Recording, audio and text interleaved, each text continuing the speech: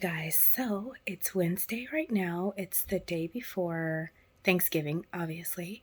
I was gonna say it's Thanksgiving Eve, but yeah, I just got out of the shower, washed my hair. I'm getting ahead of the schedule today because I might be going over to my parents because I am helping my mom prep for Thanksgiving dinner. So this year I wanted to do it like not big, but have more than what we had last year because my mom basically hosted, Thanksgiving by herself last year. And so she could only cook as much as she did. But this year I'm going, of course, to help her, and hopefully we'll be able to get everything on the list everything done on the list that we have, that we need to prepare.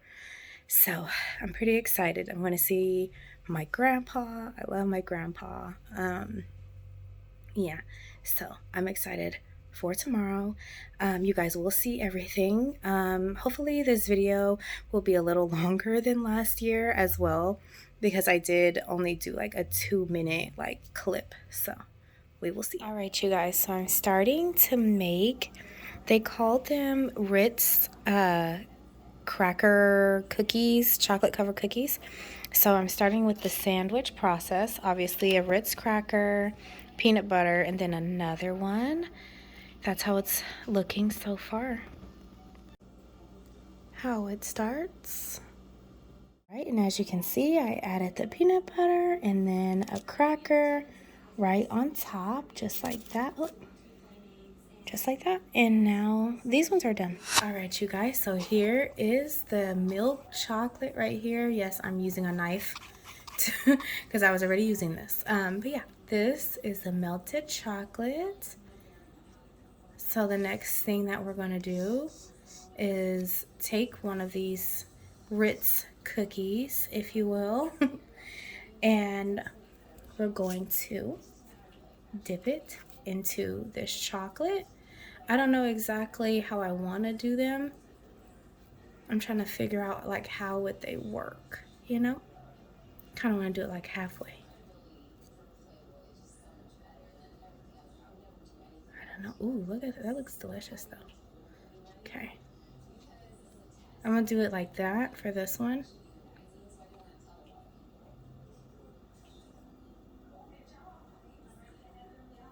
Okay, set it there. Okay, just want to smush it a little bit more together.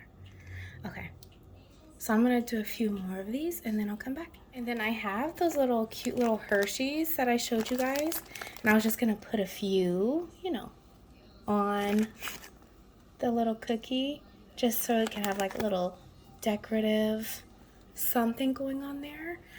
Okay, so I fully coated this one right here. Yes, I'm still using my knife here. So yeah, I'm trying to get the drizzle off of there. But there goes another one. Put it over there. Love it. Okay, so this is, I basically just put it off in there. Flip it to the other side. Using this knife is actually a lot easier than I thought it would be, because it's flatter. Oh, there we go. And then I just let it all drip off.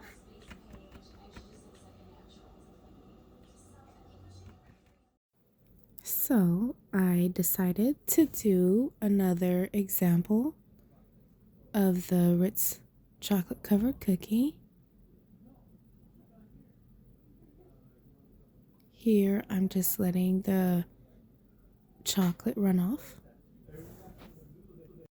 Alright, you guys, so this is how the Ritz chocolate cookies came out. I did add my own little decoration pieces on there, and I did do the little chocolate drizzle. So yeah, that's how they look.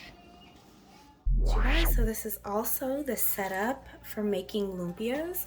So this right here is the wraps for everything. And then over here, I actually have the mixture that goes inside of each lumpia. So if you want to see how those are made, you can keep watching. All right, you guys, so here I'm starting with the lumpia wrap. I'm going to pull it gently because it will tear if you're not gentle with them.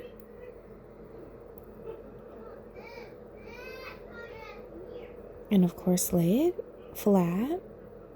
And I'm going to take a generous spoonful of the filling that we put in our lumpia. It is ground beef, carrots, celery, and of course, season to taste. And then I'm going to take that further end and start wrapping it, making sure it's even across.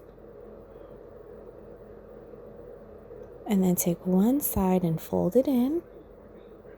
I'm going to take the other side and fold that one in. Roll. And I always make sure to tuck those sides in right there. Roll. And then right here is the egg white that I'm showing you guys right there. And it's going to act as a glue to seal the lumpia. And then I put some on the outside as well, just like that. Can't really see it. Oops. And there's your lumpia all done. So repeat the process. Okay, so 3 million years later, here goes all of our lumpias. Nice and rolled up right there. I'm going to organize them and put them into this container for tomorrow.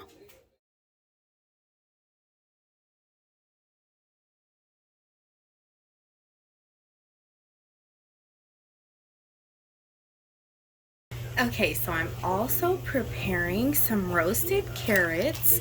I actually used baby carrots instead of getting like big ones and having to chop them up and do all of that. This is just because it's a smaller one, because it's just for us. So yeah, I'm gonna do that next. I already lined the pan with, of course, parchment paper, and then the carrots. Okay, so over here is my butter mixture for the carrots, the roasted garlic carrots right here. And I'm just going to take this, and I was actually going to add the Parmesan cheese into this instead of just sprinkling it on top of the carrots. And okay, so I finished coating them, and I'm about to throw them into the oven and see how they come out. This is my first time for this, so yeah, don't judge me, okay? I put the carrots onto this pan so they would roast a little bit more. That's how they look, and now they're done. Right, so I was also in charge of doing the stuffing. So right now I'm doing a sausage stuffing, also found on Pinterest, y'all. I just added the sausage to the stuffing. I added the parsley in there as well. And now the next step is adding in the veggies, and I'm going to show you guys that part too. So here is my saute pan with all of the celery, the butter, and then the carrots. They also want me to add that in there as well, right on top. And then I'm going to obviously, I'm going to toss it all together. So as I'm mixing this, it is a little hard because this was the biggest bowl that I have. You're supposed to use a much bigger bowl so you're able to toss this up and, so you can mix it. But for me, I'm just kind of gently moving everything around just to kind of, flip everything, get whatever, get the sausage and the celery, the carrots and everything, get it moving to the bottom, get everything nicely mixed in there. So that's what I'm doing right now, since I don't have a big enough bowl to toss everything around. And yes, I am making a bit of a mess because, like I said, it's a smaller bowl. But yeah, I'm gonna mix this together and then I'll come back with everything else. Guys, so I'm using my big glass pan to pour everything into this pan. Since I do have such a small bowl, I really was ill prepared for making this stuffing.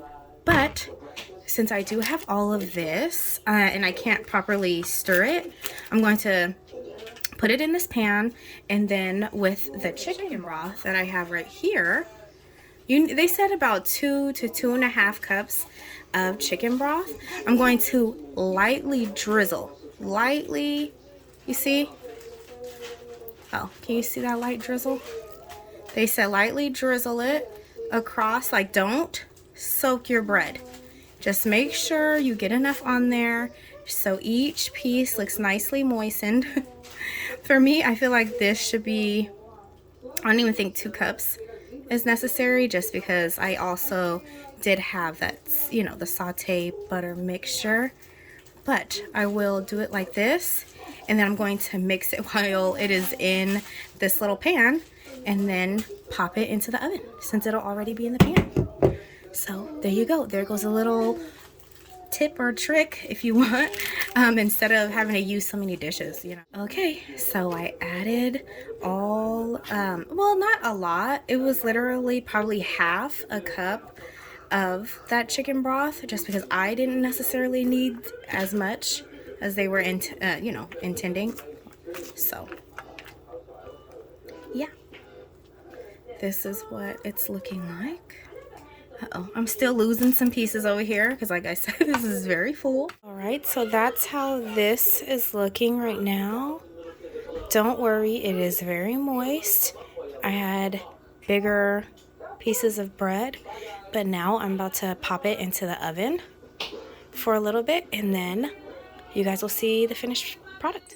All right, you guys, so that's how my stuffing came out. I feel like it looks beautiful.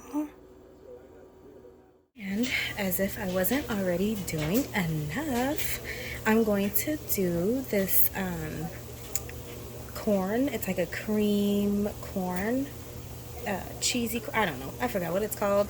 I'll pop it up on the screen. So yeah, I have to turn my skillet on. I'm actually gonna turn it down a little bit. Okay, I'm gonna come right back. So now that that's melted, I'm gonna add my corn, of course. Add a little bit up in there. I don't know how much I was supposed to add. That should be good.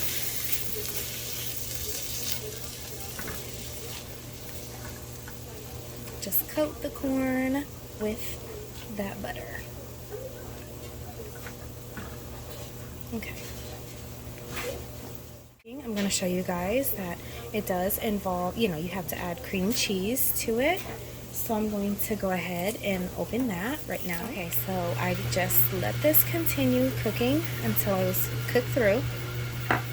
And so for me, what I was going to do is add this cream cheese.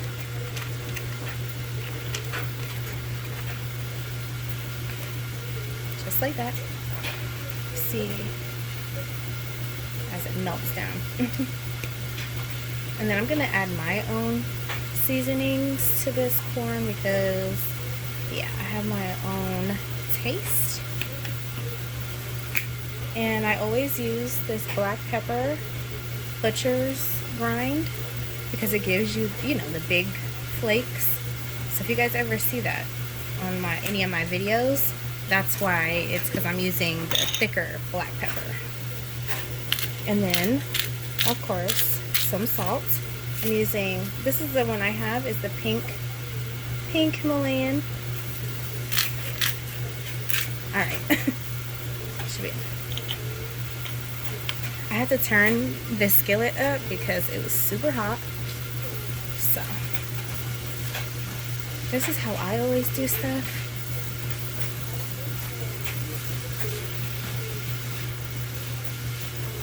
You just flip it.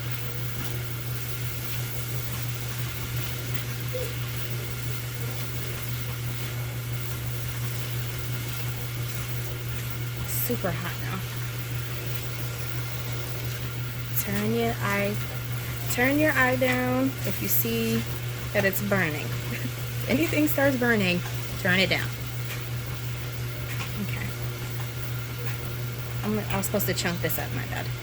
I forgot to do that.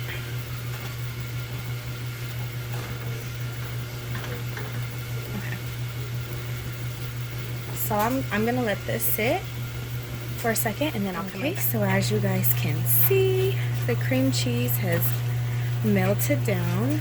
I mean, and you can just serve it just like this, but for me, since I still have this Parmesan cheese, I'm just gonna sprinkle that in here too, just to be extra, and then take it off the stove. Oops. Okay, so this has been sitting for a little while. So I can see the Parmesan cheese, you know, it finally melted. So I'm happy about that. Okay, so this one is done.